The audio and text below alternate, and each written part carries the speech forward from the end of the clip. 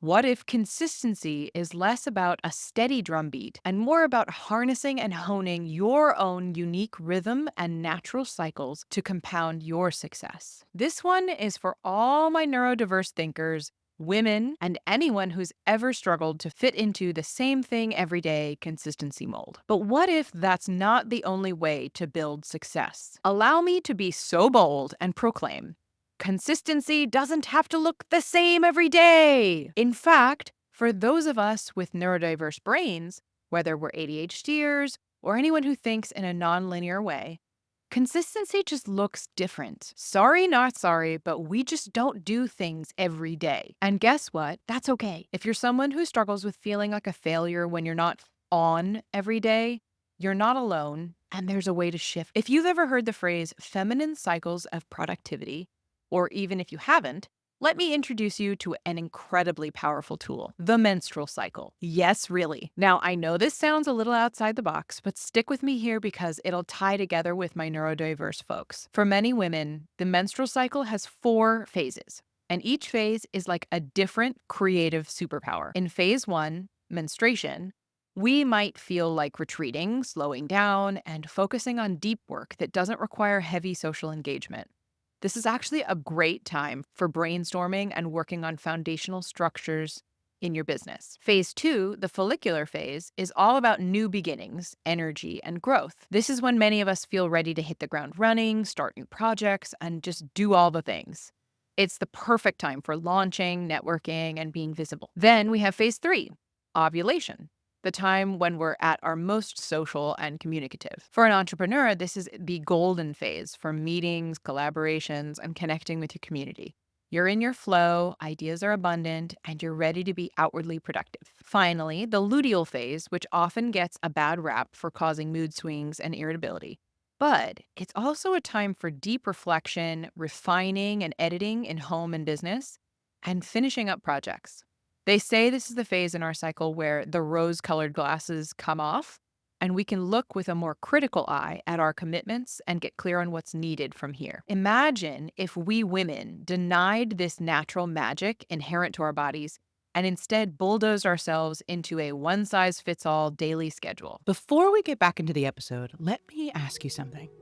What if scaling your business didn't require abandoning yourself to do it?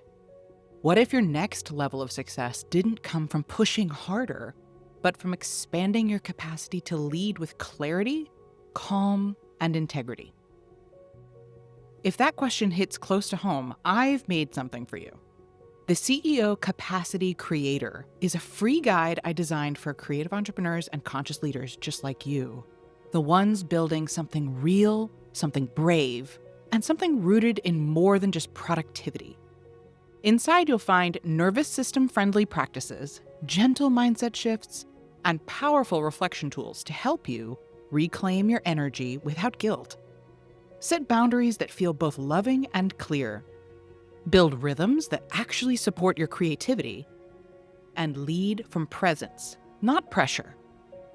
Because you don't need to hustle harder to succeed. You just need more capacity to lead from who you truly are. You can grab it now at ellenbroencoaching.kit.com/CEO Capacity Creator, or just click the link in the show notes. Trust me, your future self will thank you for it.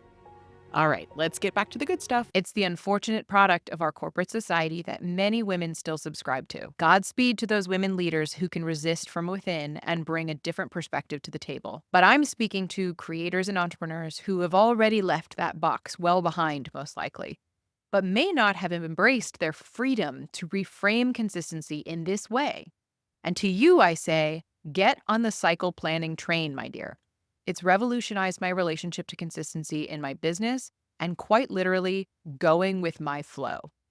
See what I did there? So how does this apply to neurodiverse thinking? For those of us who think in bursts rather than linear steps, the key is recognizing when our brains are most receptive to certain tasks and designing our work around that. Think of it like this. If you have a creative project, maybe it's writing a book, building a new course, or planning a product launch, don't aim to write 200 words every day.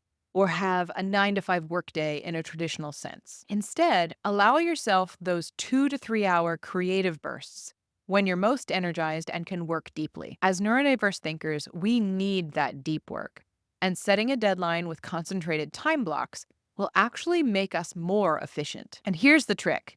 As your business grows, it's all about finding your rhythm. You don't have to be married to the grind of daily outputs or conventional productivity norms. If you work better in concentrated bursts, that's your consistency. So let me lay the baseline while you build out your rhythm section.